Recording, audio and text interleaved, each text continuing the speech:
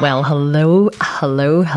Welcome to the Kim Constable podcast. Nobody cares. Work harder. Haven't spoken to you all in so long, and I have to apologize because everybody in the Facebook groups keeps asking me, when are you recording another podcast? And then one of the coaches was like, Kim is taking a break over Christmas and she'll be back in the new year. And then somebody was like, well, we haven't heard a podcast since November 21st.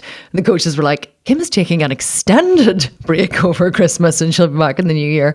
And honestly, I just have to apologize that I haven't been here for so long. Let me tell you what happened before we get into today's episode, which is going to be about menopause, by the way, specifically belly fat gain in menopause. I'm going to break down all about why you gain fat in menopause, why it's harder to get rid of it, why it accumulates on your belly. I'm going to tell you all the science behind it. We are going to be digging into all things menopause this year because it is, I always say menopause is the new veganism. Menopause is the new veganism. I'm trying to talk the Protein Works into developing a range of supplements for menopausal women, and they are looking into that at the minute. So it's all exciting stuff happening. But before I get into that, let me just tell you about what happened at Christmas. So as many of you will know, many of you who follow me on Instagram know or may not know, I bought a couple of horses last year. So my daughter has always ridden. My mum has always had ponies, and my daughter started to get really serious about riding. And many of you may or may not know that I used to ride semi-professionally 20 years ago. It was my full-time job outside of university. I used to do 3-day eventing, and I just loved it. But then once I met my husband Ryan and I got pregnant and he wasn't into horses, I kind of moved out of horses and I sold my horses, and my parents divorced, and again, my mum divorced her second husband, and they moved away from the family home, so we didn't have stables anymore.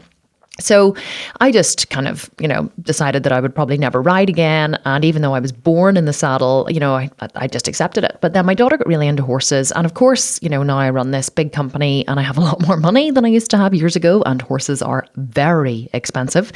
So I decided, I thought, you know what? Whenever I bought her this incredible event pony. She was ready to move up from her old pony Smurf. So I bought her this incredible FEI 2-star event pony. And that is like the highest that a pony can go in eventing.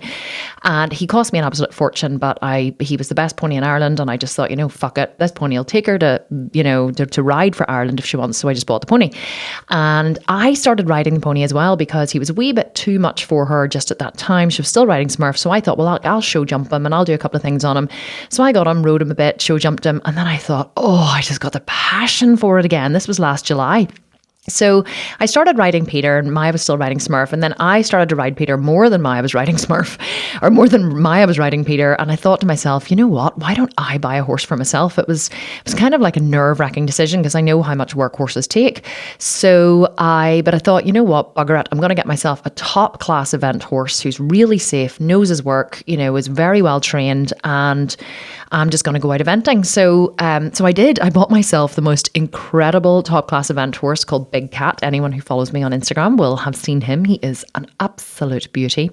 And I bought him, and then I hired a full-time groom, and then I hired a second part-time groom. And now we have a full competition stable yard running up at my mum's house. I bought a horse box, and then I bought a horse lorry, which is a horse truck for those of you in America. Whenever I say horse lorry, people are like, what on earth is that? It's like a big truck which has like living accommodation for 4 people and the ability to carry, 3 horses in the back. So I got full-time into horses. What does this have to do with me not recording a podcast?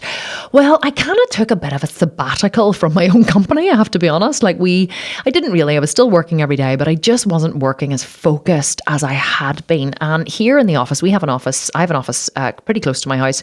And there's a big office. We rent the middle floor of a building, and there's a big office. And then there's a smaller office. And the smaller office, which I'm sitting in now, used to be my own office. And all the walls are covered in foam padding for podcasting. And it's a really comfortable, wonderful little space. And so, but because I had hired so many people, and there were now like 6 people working in the office in Hollywood, and we made the big one into my recording studio, I was kind of out of sorts. I didn't have an office. I was working from home. I've homeschooled my 4 kids. My husband works from home. We have a housekeeper and a chef, and everyone was constantly asking me questions and coming in and out. And I was just like, my head was completely turned trying to work. And of course, I'm riding my horses, and then I have these grooms. grooms. And so anyway, I still was continuing to do my podcasts. So this is right up until the end of November. But I really took a bit of a sabbatical from my company, but I needed to, because honestly, I hadn't had a break since 2016. And so, but then what happened was in December, both my grooms got sick. I mean really sick with COVID. Not really sick, but like a flu. And so they were off work. And so not only was I having to run my company, I was having to look after 4 horses full time. And looking after 4 horses full time is a fucking full-time job. Hence why I have a full-time groom and a part-time groom. So not only was I running my company and trying to look after my kids and looking after my horses, and then just to top it all off, I got sick as well. I came down with what I thought was a bad flu, which kind of turned into a chest infection. I then spent 2 full days in bed, and I was literally sick for the whole month of December. Right up, I only started to feel better on about the 20th of December, I think. And honestly, the podcast was just pushed to the bottom of the list. I just had no energy left. I had no time left. I was up early in the morning. I was trying to train. I didn't get bed till late at night. I was sick. It was just, December was one of the physically hardest months I've ever had. I lost 10 pounds in weight. I lost so much muscle because I wasn't training now, but I'd kind of backed off my training while I was riding my horses anyway. So I haven't been training as hard as I had been before. I was skinny. I was doing 35,000 steps a day. And honestly, I just couldn't think about recording the podcast. So that is why you haven't heard from me for ages. But the best thing about it is that having that complete break over Christmas, like I didn't force myself to train. I didn't force myself to work out. I just said, I am taking a break from training. I decided at the start of November that I wasn't going to train anymore. I was literally taking a break from training. Not the start, actually, the middle of December it was. I trained right up until the middle of December, until I was so sick that I couldn't continue. And then I just decided I was taking a complete break. I wasn't doing any training. I wasn't doing any cardio because I was doing so much fucking cardio anyway, like 35,000 steps a day. That was without cardio. You don't need any additional cardio. And so I took a complete break from training, a complete break from everything. I had the best time over Christmas with my family. I was completely relaxed. It was wonderful. And I came back in the new year feeling so refreshed. You've no idea. Like I literally hit the ground running. I called a team meeting first thing in the morning on the Tuesday that we all started back. We didn't start back till Tuesday because it's still a public holiday here on the Monday. And we started back on the Tuesday. I called a team meeting. I got everyone together. We had, I mapped out the whole year and what it is that I want to achieve. We have so many ideas for new programs. We're launching a business. We're actually, the marketing matrix, I think I'm going to call it. We're launching a new business program in February. Vanessa Vega, my director of marketing, and I are launching a Facebook ads / marketing course, which we're going to be teaching live with a mastermind. It's going to be amazing. So we're planning that. We're launching a menopause program in March, which is going to be fucking epic. We have so many other things. The app is absolutely flying. We have over 2,000 paying subscribers, and it's growing every day. It's just amazing. The company is just going from strength to strength, and I have hit the ground running. I'm back in the office now. The girls moved everybody into the big office. They set up my little office again for me here. So I'm back at my desk with my lamps and my, my coffee table. And this just feels like a little home for me in here. And I just feel like I'm back on form. So with that being said, today we are going to talk about the menopause. But before we talk about the menopause, I haven't said this in ages, but if you want to win a Sculpted Vegan program, we're still doing giveaways. We have a couple of different ways you can win a Sculpted Vegan program. You can reply to the email that we send out. If you're not on our email list, just go to the website, sculptedvegan.com, opt in for one of our freebies. And you can get on our mailing list, and we send an email every single week with the podcast, and we ask you to reply to the podcast email with the topics that you guys want to talk about, which is why I'm going to talk about menopause today, because it is a big one that's coming up. And you can win a Sculpted Vegan program. Or if you leave a review wherever you listen to this podcast and then send me a screen grab of the review on Instagram, that's what you have to do to win. Every single month we choose a winner who can choose any Sculpted Vegan program of their choice. It can be anything from the brand new Reverse Shred. It can be any of our 10 pull-ups in 10 weeks, 5 pounds in 5 days. It can be the butt camp. It can be the 18-month Sculpt and Shred. It can be anything at all. So to do that, simply after you listen to this podcast, go and leave me a review and then send me a screen grab on Instagram and you could be in with a chance of winning. Okay, one more housekeeping item before we get into the content, which is we have launched another butt camp competition. It starts January 24th, 2022. I don't know when you're listening to this. If it's after that time, it's too late to join. But we have launched another butt camp competition with a $42,000 prize fund. I've never done that amount of money in a rerun of a competition before, because normally we need the prize money, or we need the entry fees to pay the prize money. But I've decided, you know what, it's just after Christmas. Everyone's broke after the holidays. This is a life-changing sum of money for some people. It's $20,000 first prize, $10,000 second, $5,000 third, $3,000 fourth, and $1,000 fifth, and then $500 from 6th to 10th. So if you want to be in with the chance of winning one of those incredible prizes, and the butt camp is amazing. It has done for you resources. It's completely laid out for you in every single way, with training, with cardio, with macro and calorie counted meal plans and shopping lists and community support. We even have a coaching option, which is $49 a month for 6 months, which gets you 4 days a week coaching. 4 days a week coaching for literally $4 a day. That's how much it costs, which is the price of a Starbucks coffee. So if you want to take advantage of that, simply go to thesculptedvegan.com/8-week butt camp, the number 8, and then week butt camp. If you go there, you can download a copy of the program and enter the competition, and you can be in the chance of winning $20,000. Okay. So let's get into the content, talking about menopause. So I was trying to think of a story to illustrate what I was going to talk about today, because I always like a story, but there's so many stories to illustrate what I'm going to talk about that I could literally choose any one of them. So I'm just going to talk about a few things that you may be able to relate to in your own life. I guess the first one is, I was hesitant to talk about this because it's my sister Carol. She might be like, don't talk about me on your podcast. But I don't think she listens to the podcast anyway, so we're fine. But my sister Carol is 45. And I'm 42. She's 45. She's my oldest sister. There's another one in between who's Kerry. And Carol has now... she is now in what is called full menopause. So she hasn't had a menstrual cycle for a year. And the minute you hit a year, it's really a day. Your menopause happens in a day. So on the anniversary of your last period, you are considered menopausal when you haven't had a period for a year. And Carol has now reached that stage where she hasn't had a period for a year.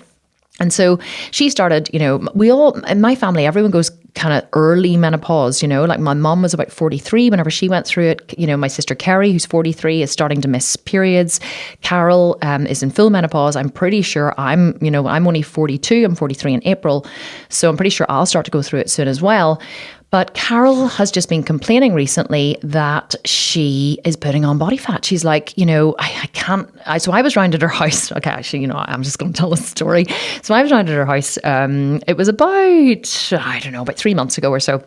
And she said to me, oh my God, like this menopause is driving me insane. I'm just putting on so much bloody weight. It's so annoying. She goes, the weight is just going on my stomach. I'm not doing anything different. She said, my thighs are fatter. She goes, it used to be like my thighs were fatter and I had all this extra weight around my hips. And now it's my bloody stomach. And I'm just putting on weight and I don't know what to do about it. And it must be the menopause. And it's so bloody annoying. And I said, when did it start? She said, it's just gradually, started. And I said, are you sure it's menopause? Could it be something else? And she said, no, it's definitely menopause. I haven't done anything differently.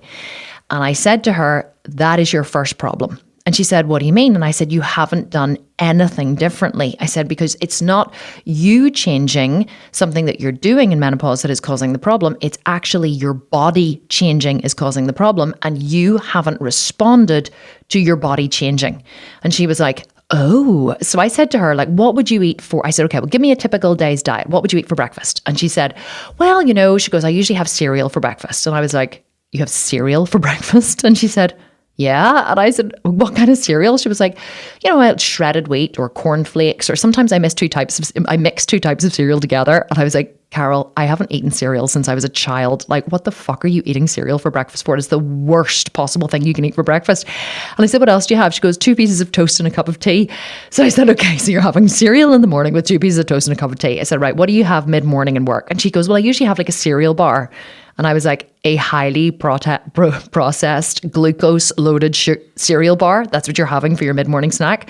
And she said, yeah, is that bad? I was like, well, let's keep going on. Like, what are you having for lunch? And she was like, well, I normally bring like a soup and I have a sandwich, or, like I'll make a soup at home, or, it's usually just a sandwich. And I said, what do you have in your sandwich? She goes, it can be anything like cheese, or she said cheese salad, or sometimes egg mayo. And I said, right, and then what do you have, for in the afternoon? She said, well, I have a cup of tea and a biscuit and work. And then she's a director in a large company. And then I said, what do you have for dinner? And she said, well, it's whatever Gareth makes for dinner. So Gareth, her husband, he was actually our first chef. Many of you who've listened to this podcast for a long time will remember me talking about Gareth.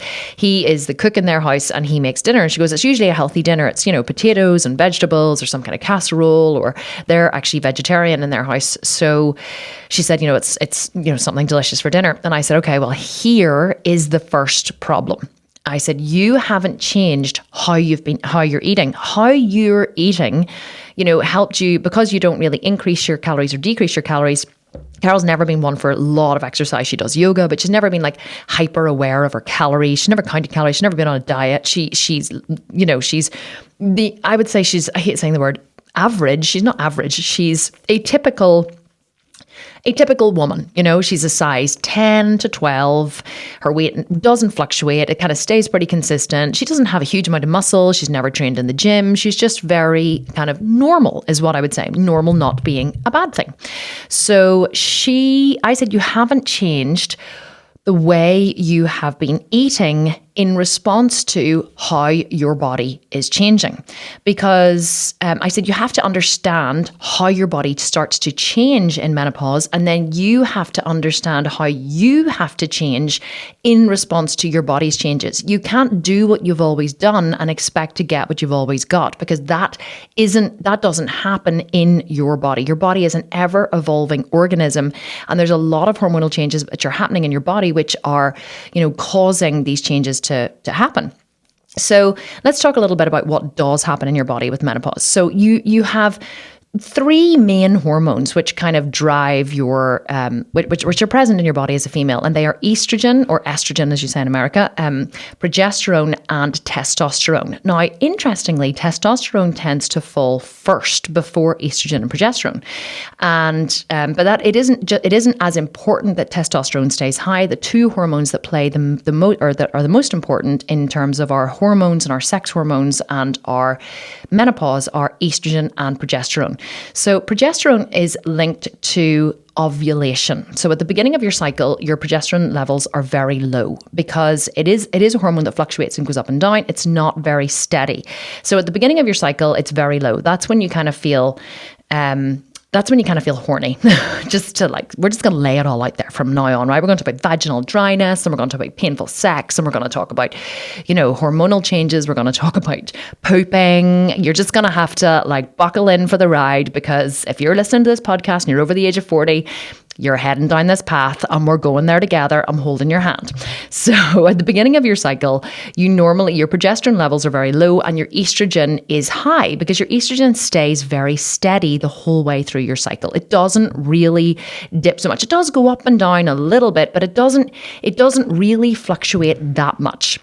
So your progesterone is very low. You feel super horny because you're getting ready to ovulate. So your body's going, well, hey, let's go, baby. So you're getting ready to ovulate in the middle of the month after your cycle. So that's when you start to look at your husband and think, actually, I think you're really very attractive.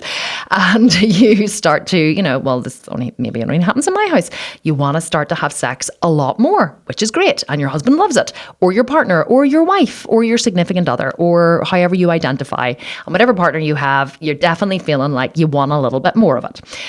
Hopefully, that's what should be happening. So then what happens is you ovulate, right? And after ovulation, progesterone skyrockets, okay? It literally skyrockets after ovulation. And then it dips down again once you have had your period, then it drops right down again. So it goes up and it goes down. So here's the interesting thing, right? Both hormones are produced by your ovaries, okay? And estrogen is always present, but it rises and it dips slightly. So it goes up a little bit and down a little bit. But here's the interesting thing. Progesterone, when it dips, means that estrogen is high.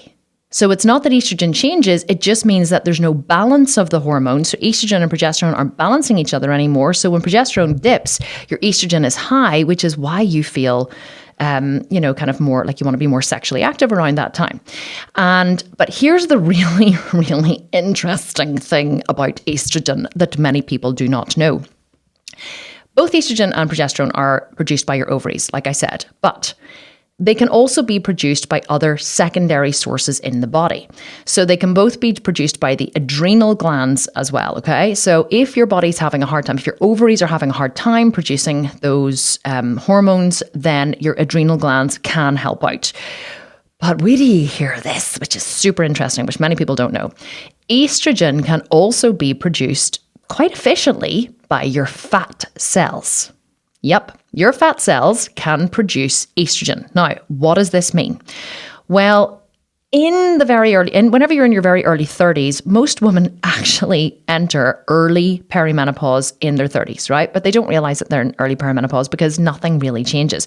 It's only when you get into your 40s and you come into proper perimenopause or late perimenopause, as it's called, that you start to potentially miss periods, okay? So that's how you know you're heading towards menopause is, 1 month you just won't have a period, even though it was due to come, or maybe it'll come early, or maybe it'll be a little irregular. So, but here's the interesting part. If ovulation doesn't happen, your progesterone will skyrocket, which means that estrogen is high in comparison to progesterone, okay? Now, one of the first symptoms of weight gain happens because of estrogen dominance.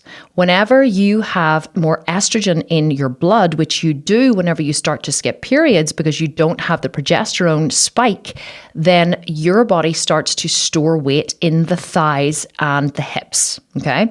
Now, as you go into late perimenopause, which is signified by missed periods, which become more and more and more frequent until you hit your anniversary of your last menstrual cycle, then you are not ovulating at all. Okay, so or your body is producing less progesterone, which causes more estrogen, which causes more fat cells to accumulate on your thighs and your buttocks. And then as you move further into menopause, your body stops storing the fat cells on your thighs and your buttocks and it moves them to your stomach. Now, why does your body produce more fat cells whenever, or want to store more fat whenever you are heading into menopause? Have you ever thought about this? Well, let's go back to what I was talking about earlier, which is how your body produces estrogen. So your body produces estrogen your ovaries produce estrogen. So as your ovaries stop producing as much estrogen, your body is not ready to give up on this very important female hormone. It still wants to have estrogen in the system. So what it does, because your body is super smart and it doesn't know that you're on a diet and it's not acceptable for you to have belly fat because you have to wear a bikini on your holiday, okay? It has no clue about this. So it starts to go, oh, great. Secondary source of estrogen production is fat cells. So your body starts to try to pack on more fat so that it can keep producing estrogen and it can keep the balance of estrogen in the blood, because your body's main goal is to keep you alive, to keep you healthy, keep you safe, but also to create a homeostatic norm. So anybody who's listened to this podcast for a while will have heard me talk about a homeostatic norm. That's why your body raises and lowers your metabolism. That's why if you're on a diet and you drop your calories, pretty soon your body will slow everything down to account for the drop in calories, because your body does not want you to enter starvation mode. Your body wants to keep everything super level. That's your body's main goal. So as estrogen starts to drop because your ovaries aren't producing it anymore, because you're not ovulating as much, your body recognizes this very subtle change and it starts to pack on more fat cells so it can get more estrogen from the fat cells. That's why your body tries to carry around more fat. Isn't that super interesting?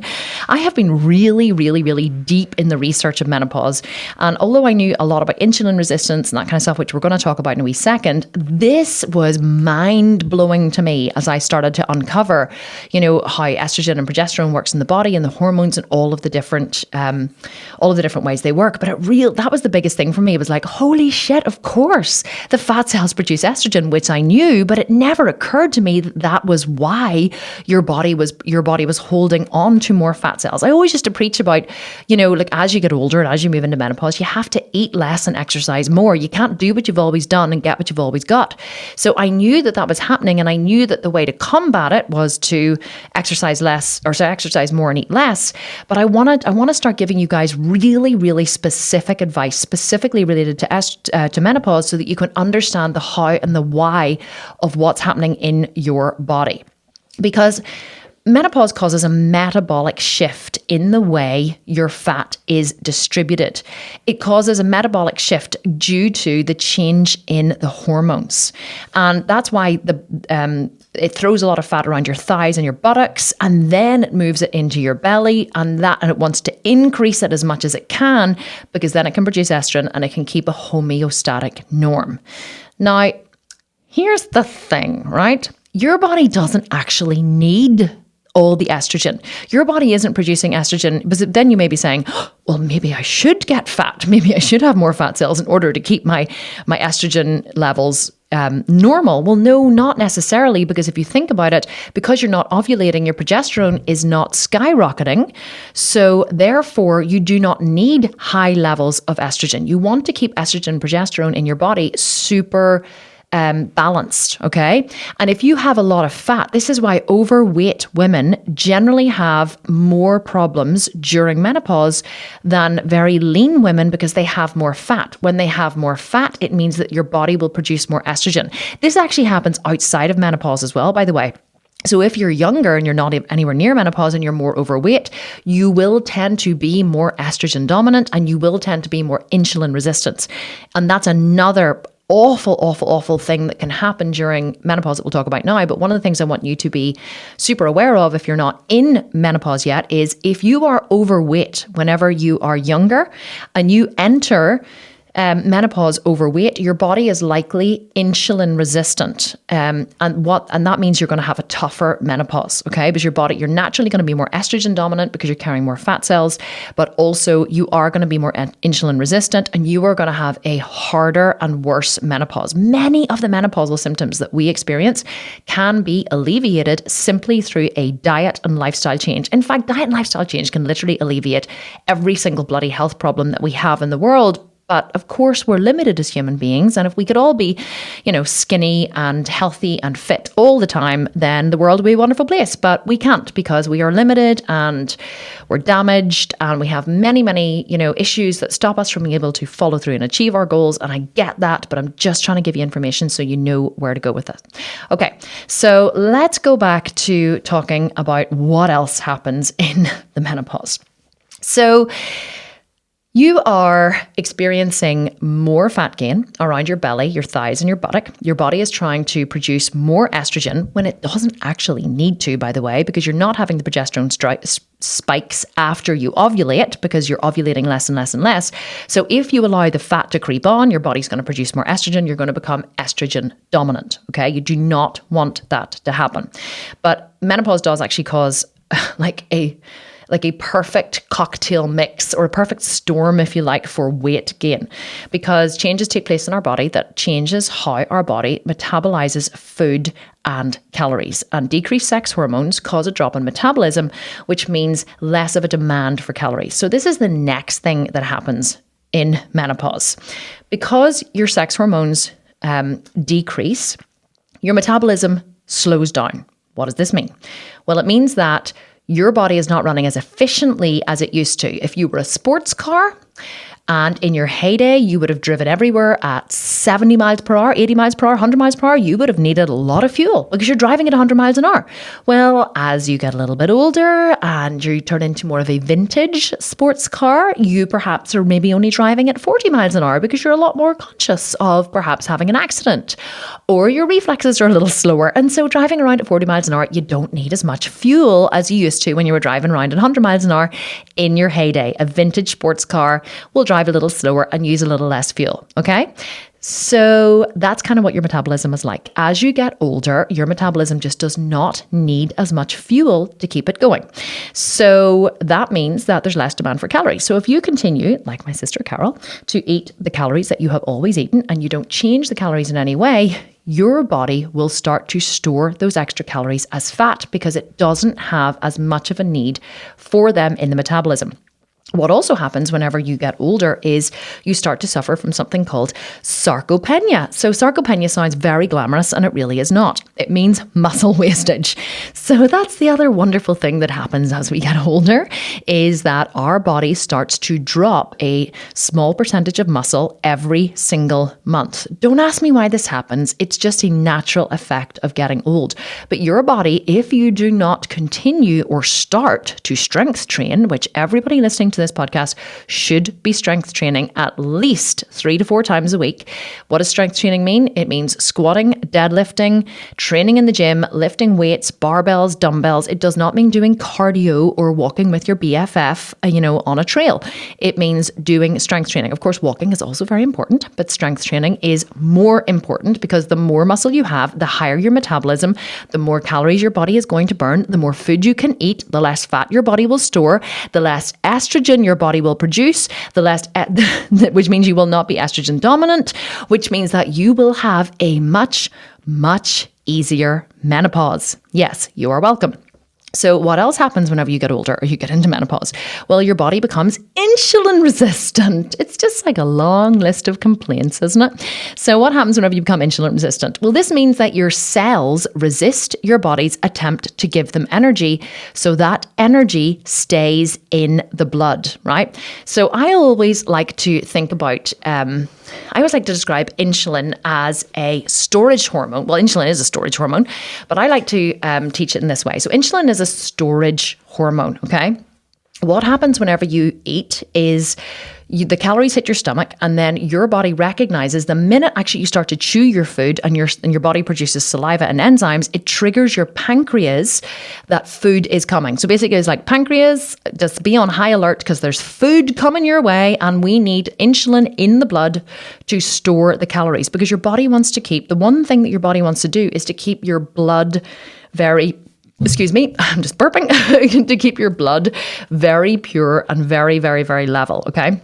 So whenever you eat, obviously your body breaks down the food into calories. Those are absorbed through the small intestine into the bloodstream very, very quickly. And then which means your blood sugar raises and your body wants to lower your blood sugar very, very quickly. So your pancreas secrete insulin. They start pumping insulin into the blood and then insulin goes around the blood. It's a hormone that goes around the blood. It picks up all of the calories, picks up all of the sugar, and it stores them wherever they can go. But what it wants to do with those, with that sugar, is it wants to store them in your cells, right? It doesn't want to store the sugar in your fat cells. It wants to primarily, first and foremost, feed your cells because your body is a regenerating machine. Fat cells they don't regenerate. They're just storage places, okay? But your body wants to regenerate and rebuild your liver and your lungs and your digestive system. And it wants to, feed your muscles, and it wants to constantly, cell proliferation is where cells are constantly dying, shrinking and dying. And then your body is building back new and better. So your body is always renewing and always rebuilding. And that is what your body wants to do with the sugar whenever it first enters your blood. Now, if your cells become insulin resistant, which they basically do, which basically means they resist your body's attempt to give them energy, don't ask me why this happens, but they do become insulin resistant. Well, actually, I'll tell you why it happens. It happens more so, well, there's 2 reasons why it happens. I don't know why I just said, don't ask me why this happens, because I do know.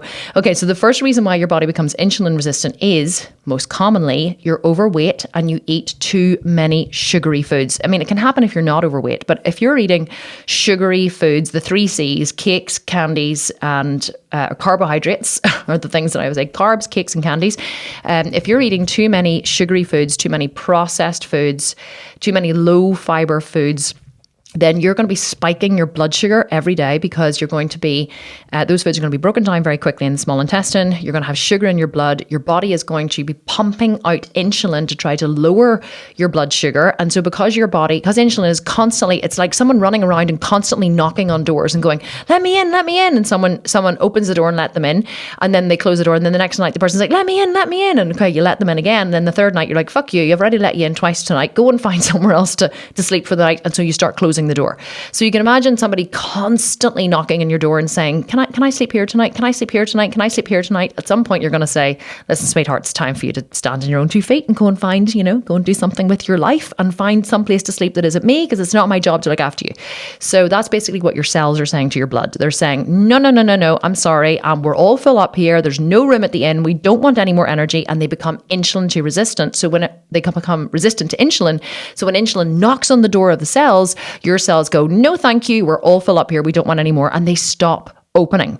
So what happens whenever this happens is your pancreas starts pumping out more insulin. So they start to pump out more and more insulin, which is why people become diabetic. Okay. Because then eventually your pancreas become fatigued and your body goes, well, there's no point we've tried pumping out more insulin. That hasn't worked. The blood sugar is still really, really high. So basically your pancreas give up. They go, well, we're not producing any more insulin. We're going on strike because we are overworked. We cannot produce any more and we need a break. So then you get into the danger zone because your blood sugar is super, super high, which is why people suffer from type 2 diabetes and why they need to then take insulin. They need to inject themselves with insulin, or, I think it's injection actually is the easiest way that people take insulin. And so you have to inject yourself with insulin so that your blood sugar isn't too high, because either your body will store the energy in your cells, or if your cells aren't uptaking of the calories or of the sugar, guess where your body puts it? Yes, into fat store. So your fat stores are kind of like, the way we all have that drawer or that room or that closet in your house. At the minute, it's our dining room, okay? Our dining room turned into a gym during lockdown, and then we built a gym. And so the dining room just became a kind of how would I describe it? Dumping ground, right? Our dining room is now a dumping ground. It's that one room in the house where if something, you don't know where it's supposed to go, or it doesn't have a place, or you just want rid of it, or people are coming around to visit and you want your house to look nice, you dump it in the dining room and you close the door. Well, that is basically what your fat cells are. They are a dumping ground. Now, of course, fat cells are very necessary, a small amount of fat cells, because they are, of course, an amazing source of energy.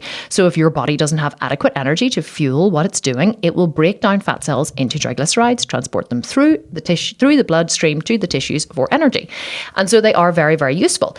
But your body also uses fat stores as that closet or that room or that dining room in your house where you dump all your shit, because your body needs to keep your blood clear, right? It needs to keep your blood clean. It's like your blood has to remain a very stable pH or you will die, because your blood is the river running through your body that keeps you healthy. So that's why Staphylococcus, which is like an infection of the blood, is one of the worst things that can ever happen to you, because it is highly, highly, highly dangerous. So in this case, your body uses your fat cells as a dumping ground. What does it dump in there?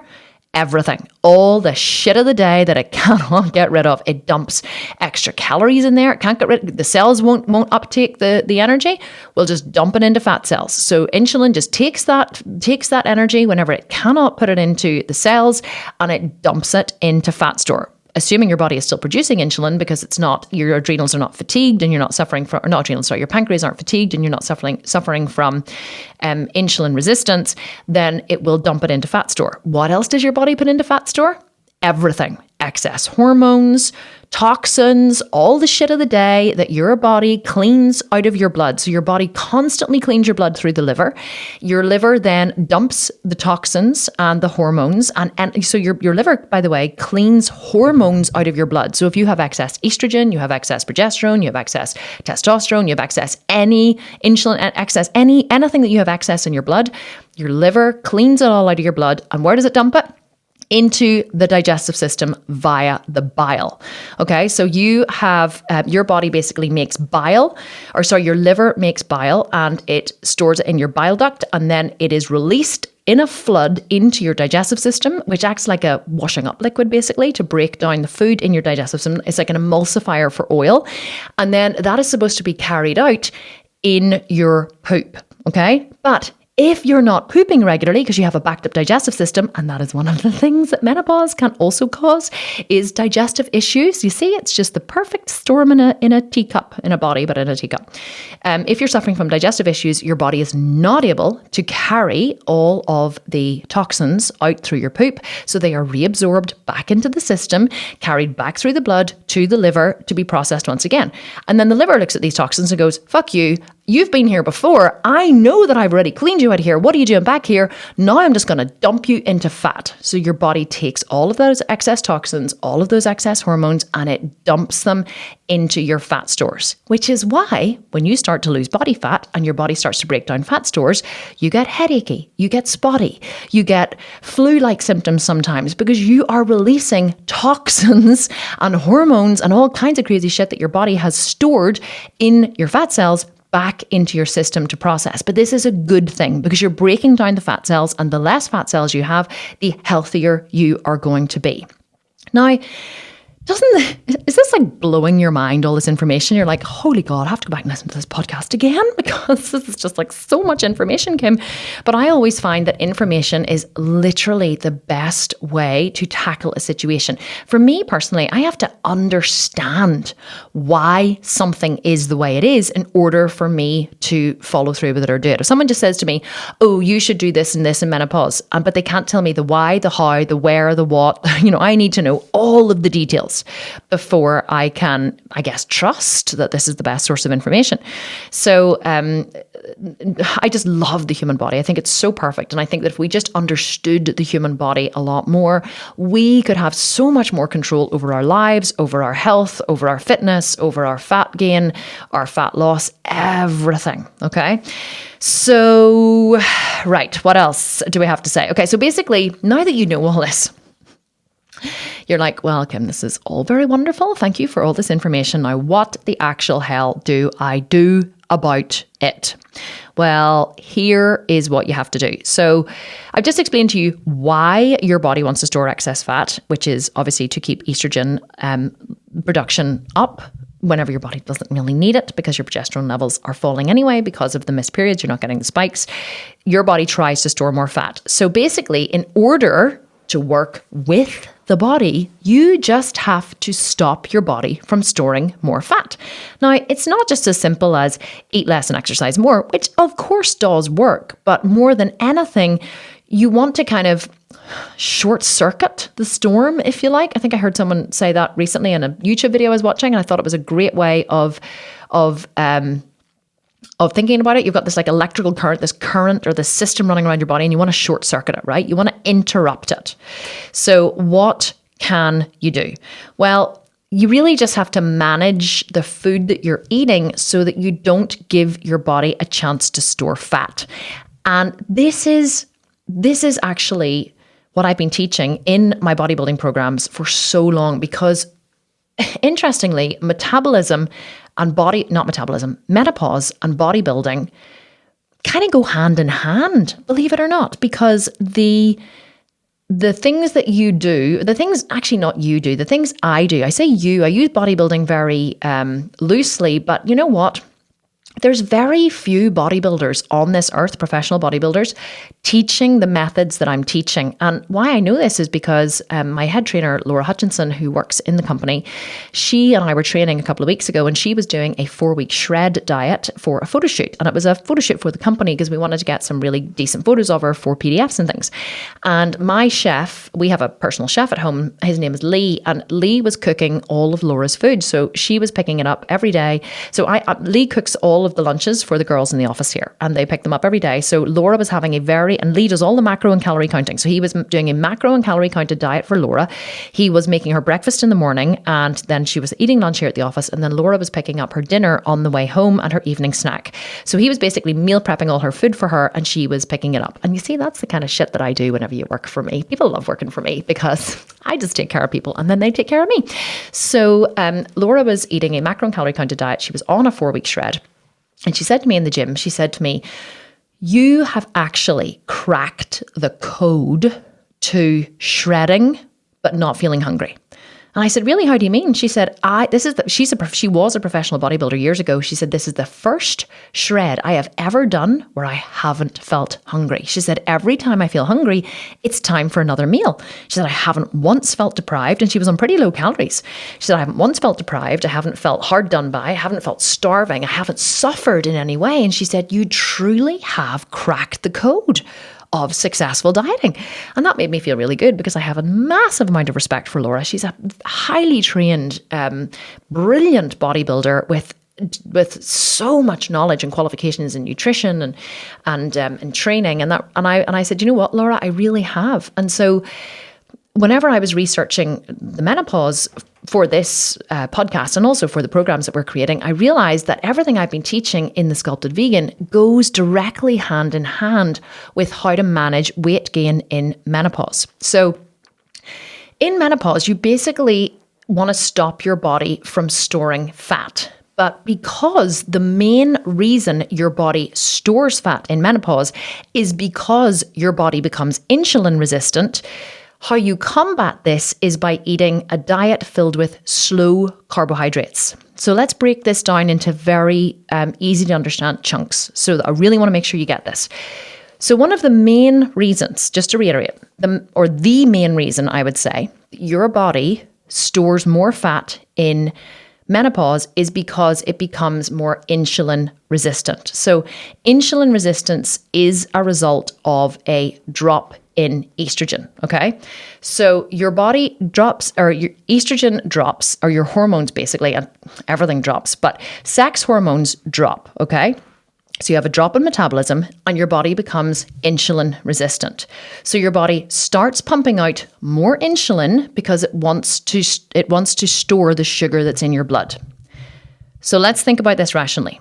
If you eat foods which are low in fiber, highly processed, and therefore high in sugar, your body is going to have to produce more insulin in order to store it.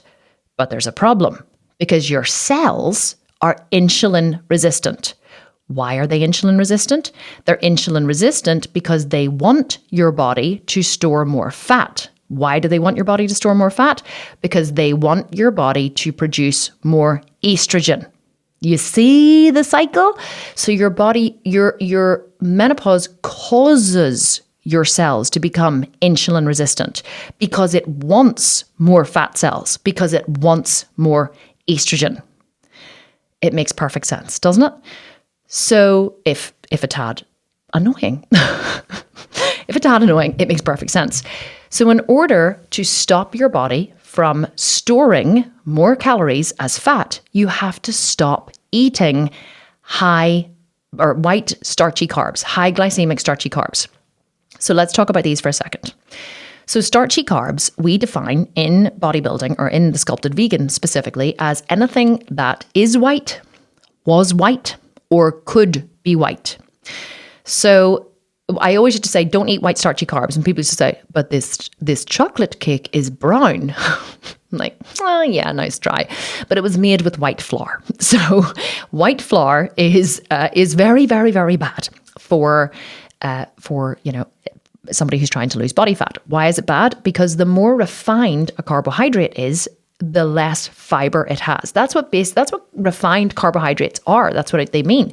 Basically means the absence of fiber. So the more fiber someone has stripped out of the food, the more refined it is, the faster it will be absorbed, broken down in the small intestine, the faster it will be absorbed into the bloodstream.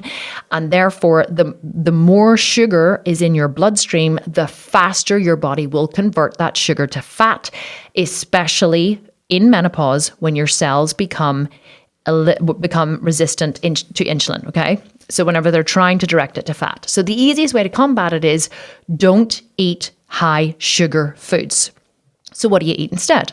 Slow carbohydrates. What are slow carbohydrates? Well, this is a term that isn't mine. I borrowed it from Tim Ferriss, and I got it from the 4-Hour Body book, which is a Bible for fat loss, which is amazing. I highly recommend it for really, really good reading. And slow carbs are basically carbs which are absorbed slowly by the body, which basically means you're eating them in their whole unprocessed state. So what would that be? And remember, not white starchy carbs. So people say, oh, what about brown rice? I'm like, could it be white? They're like, yes. I'm like, okay, you can't eat it. So rice, even brown rice, yes, it is a little more slower absorbing. It is still considered a white starchy carb, okay? So the foods that you want to eat are all green cruciferous vegetables. So things like green beans, broccoli, kale, spinach, asparagus, pak choi, all of those kinds of things. Not peas. Peas are not a green cruciferous vegetable. Yes, they are very high in, they're actually quite high in protein, and they are very nutritious, but they are not a green cruciferous vegetable. Now, can you still eat them? Yes, of course, but they are actually quite high in sugar. So green cruciferous vegetables are what you want all of your carbs to consist of, as well as beans. So beans are amazing. Chickpeas act more like a white starchy carb. So technically you can eat them, but I would eat less because your body breaks them down very quickly in the same way it does with a white starchy carb. So you want to eat things like black beans, lima beans, cannellini beans, kidney beans, any type of beans in their whole unprocessed state are really fantastic for as slow carbohydrates. You want to avoid rice, potato, pasta, white flour, quinoa. You want to avoid anything like that, or couscous, anything that is white, was white, or could be white. If you resist eating those things, then your body will not, you will basically get a slow drip of energy into your bloodstream. So what happens is whenever you eat something, say broccoli, right? So let's say you're eating broccoli, because there's so much fiber in broccoli, it's taking your body a long time to break down the food. So as it breaks it down, it's a little bit is absorbed into your bloodstream through your small intestine, and then a little bit more, and then a little bit more, and a little bit more. It's like putting your body on a drip. Have you ever been on a drip or seen someone on a drip in a hospital? And they have, they adjust the little lever at the top, the little tap at the top, and they make it, so they basically say, okay, this person has to get X amount of fluids per hour. So they adjust it so that you're getting this slow drip, drip, drip, drip of fluid into your bloodstream. Now, if they opened that tap and let it all come in a flood, which I guess they sometimes do if you really do need fluids, if they let it in a flood, then that's kind of like letting in a white starchy carb. Whenever you eat a white starchy carb, it's like you're opening the tap of the drip and you're letting a flood into your bloodstream. But if you eat something like broccoli or green beans or spinach or kale or asparagus or pak choi or collard greens or anything like that, or salad greens or celery or cucumber, anything green cruciferous, then you are basically turning that tap off, so there's only a drip, drip, drip going in. So you're eating a large volume of food, but you're not getting hardly any calories because most of the food is fiber. So you're feeling really full from eating it, but very little of it is being processed and packed into sent to your bloodstream. You're just getting all the nutrients into your bloodstream, and the rest of it is simply being passed out as poop. So whenever you eat a lot of fibrous foods, fiber cannot be broken down in the small intestine.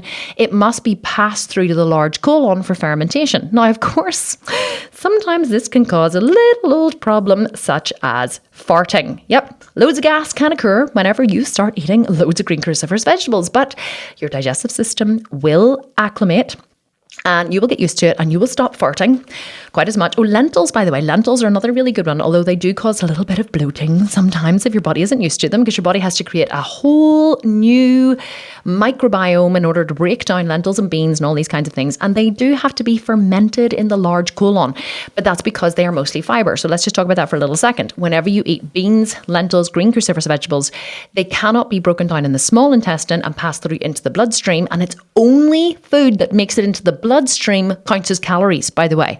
So you can eat 3 heads of broccoli, okay? Most of it will come out of your body as poop. Only a small amount will be passed through to the bloodstream, which is why you can eat a huge amount but not put on any weight, because it's not important what makes it into your stomach. It's what makes it into your bloodstream that counts. So that is why you can eat loads and loads and loads of slow carbs and not put on any body fat. And that is one of the ways that you can manage fat gain in menopause, because your body wants to store fat in menopause. Tell me why? Because your body wants to produce more estrogen or estrogen, because your estrogen levels are dropping because you're not ovulating, and estrogen is mostly produced by the ovaries. So as you start to ovulate less and less, your estrogen levels drop. Your body wants to keep them high, so it wants to store more fat, so it makes your cells insulin resistant. But what you have to do to combat that is don't give your body the sugar that it can turn into fat. Manage your carbs that you put into your body, and that is the first and best way that you can stop belly fat, fat on your thighs and your butt, and all of that horrible weight gain that comes with menopause that you think you have absolutely no control over. Now, let me talk about just one other thing, which is cortisol, okay? So cortisol is produced by the body whenever you are stressed. And one of the things that happens during menopause, as we know, is hot flashes, or hot flushes, as we call them in the UK here. So you have hot flushes, you have poor sleep, you have lack of sex drive, you get, anxiety, you start to forget stuff, you don't feel yourself, and all of that can cause you to feel emotionally stressed. If you're physically stressed, it's even worse. If you couple that with some kind of emotional stress, your body starts to produce cortisol. Whenever your body starts to produce cortisol, it's really not a good thing, because cortisol also increases belly fat. It's a stress hormone, okay? So you want to try and reduce cortisol as much as you possibly can, because this also causes your body to become more insulin resistant, which then causes your body to store more fat cells, okay? So really, really try to not get stressed. I know that's very, very easy to say, but that is why one of the most important things that you can do for yourself during menopause is to meditate, do yoga, to keep yourself mentally, what's the word I'm looking for? Mentally calm, emotionally calm, I guess. Do you know, we have a menopause group. I should have talked about this at the start. It's called Menopause Matters. It's a Facebook group. It costs $97 a year to join. And we're actually going, oh my goodness, it's amazing. We are starting to put in some incredible experts into the group. We do monthly calls with experts. We're also creating a menopause supplement line. I think there's something else that we talked about yesterday. I can't remember what it is, but we're going to give the people in the group free access to another program. Oh yes, it's a masterclass. We're going to be doing a menopause masterclass, basically on how to reduce the menopause belly. I'm going to turn this into a 3-hour masterclass and teach this, and then teach how to, plan your diet and do all that kind of stuff, which is going to be epic. And we're going to give everyone in the group free access to that masterclass, which is going to cost $97. So you may as well join the group if that's something that interests you, because you're going to get so much more for your $97 per year, by the way, not $97 per month. But why am I telling you this? Oh yes, because we have an incredible woman who is a meditation specialist. Her name is Rose Henry. She is a spiritual guide. She reads tarot. She is just phenomenal. And I'm not into all that stuff, but I'm into it with Rose. I love her. So Rose Henry, she did a podcast with me before. Actually, she did a live on my Facebook group once before, and she taught it was on my Facebook page, actually. She taught all my followers this incredible relaxation technique that they can use. It was literally a 5-minute or a 10-minute meditation. She talked them through it. It was amazing. And actually, she did another one for me whenever everyone first went into lockdown. I was super stressed. And so we've invited Rose into the Menopause Matters group, and she's going to be teaching how to use breath to combat anxiety. She's going to be teaching a meditation, and she's just phenomenal. I adore her. So the reason why I'm telling you this is you really need, if you're a stressy kind of person, you really need to develop a good meditation habit, a good breath habit. Try to find some breathwork exercises on YouTube, or try to find a yoga class near you, or someone who is a breath specialist specialist because you can use the breath to trigger your parasympathetic nervous system, which is responsible for rest and digest. You have two nervous system modes of operation in the body. You have the sympathetic nervous system, which is responsible for fight or flight, which is where most of us reside. And then you have the parasympathetic nervous system, which is responsible for rest and digest. When you do yoga, when you practice Ujjayi breath, whenever you breathe deeply and inhale and exhale and fill your lungs with air, you trigger your body's parasympathetic nervous system, which calms you down and which decreases cortisol. So I would highly recommend the Menopause Matters group. I'm trying to think where you can get a link to it. Actually, probably somewhere on our website, or customer service support at thesculptedvegan.com will give you access to the Menopause Matters group, or click on my Instagram profile. It might even be there too if you are interested in joining. And definitely you want to decrease cortisol by introducing breath work into your daily regime. So, do you know what? There's so much else here, so much more I had in my notes here about, eating high protein. Well, let me talk about these quickly because I do want to do another podcast on this. This is kind of going to be part one. I think we should definitely go into part two in depth. So the other thing that you can do to manage how your body responds to or insulin resistance, basically, within the body, so your body doesn't store fat, is eat a diet which is high in protein. So protein is very thermogenic. It helps to build muscle, which is really important because, remember that little thing called sarcopenia I was talking about? Your body starts to drop muscle the older you get. The less muscle you have, the lower your metabolism. The lower your metabolism, the less calories your body needs, which means that you have to eat less and less and less and less. But if you combat this by training in the gym and eating protein to fuel your muscle, not only will protein help with cell proliferation, protein will also help your body to build muscle. It will also help to keep you feeling fuller for longer. And it is thermogenic, meaning it requires energy from the body to digest the protein. So basically, it causes like a negative energy balance, which basically means that every time you eat protein, your body has to expend energy just to digest the protein. And the more energy your body expends, the more food you can eat, which is always a good thing. And lastly, you want to consume healthy fats, but not too much. So whenever I'm shredding, and the diet that I would recommend the macro split that I would recommend for late perimenopausal and menopausal women would be a 40 to 45% protein, probably 40. I would probably eat 45. Let's say a 40 to 45% protein, a 30% fat, and a 25 or 30% carbs. So if you have 45% protein, you're going to be eating a 25% carb. So you want to keep your fats high at 30%, and you want to keep your protein really high, and you want to keep your carbs low. Now, you may go, oh my God, no carbs. Well, no, not really, because it's just no white starchy carbs. You're still eating heaps of carbs. You're eating them from the green cruciferous vegetables and beans and lentils and all of those delicious things. You're just not eating white starchy carbs. So you will find that you can eat a much higher volume of food. Now, consuming healthy fats is really important. Things like avocado or, really good oils, really good quality oil, or some nuts and seeds. But I caution you with the fats because there's 120 calories in 1 tablespoon of olive oil. And how many times are you making, frying something, or, making yourself a tofu scramble, or making something for the family, and you just lug the olive oil into the pan. You're like lug, lug, lug, lug. And you don't think that there's 400 calories just went into that pan just to fry your onion.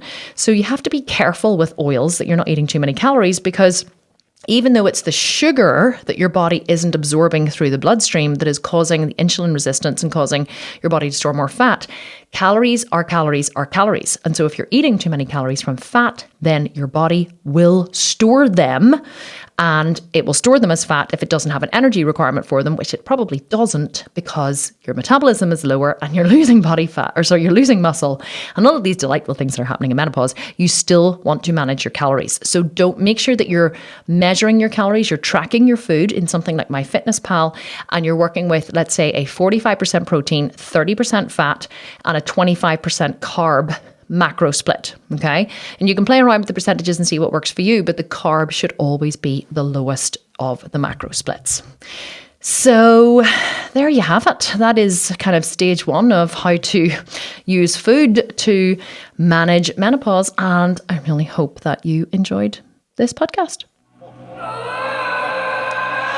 I was thinking this podcast is going to be this is going to be really short. It's going to be like a 20-minute podcast. And then once I started talking, I was like, oh my God, there's so much information to share. I didn't even tell any stories during this podcast because there was just no time to tell stories because there was just so much information to get through.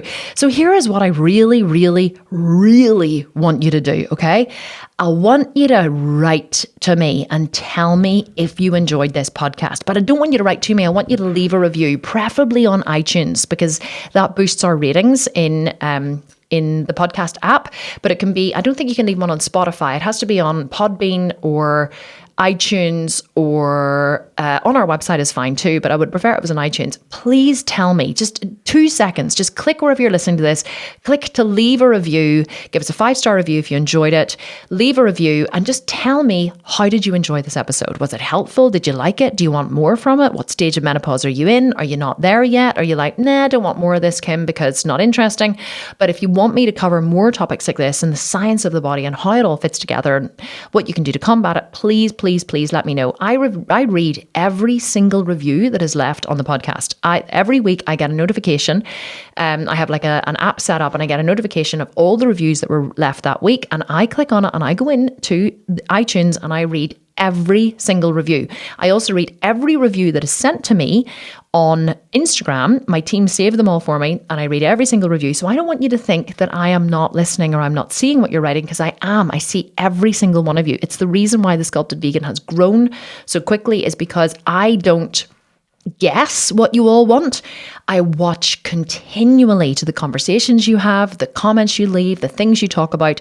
I watch and watch and watch, and that's how I develop the content that for the company that continues us to grow, because I just listen to what you want and I just create it for you. So tell me what you want and I will create it for you. I'm here to help. I'm here to support you in every single way that I can. Don't forget to leave a review on the podcast like I just talked about. Send me that screen grab and you could be in with the chance of winning a Sculpted Vegan program. We will choose a winner for January and we'll announce it at the start of February. And I will chat to you all next week for another episode of the Kim Constable podcast. Thank you so much for listening. And I'll check in with you soon. Have a wonderful day, a wonderful week wherever you are. And I'm so happy to be back. And I hope that you enjoyed this episode. Okay. Sending huge hugs, huge love. And I'll talk to you soon. Bye for now.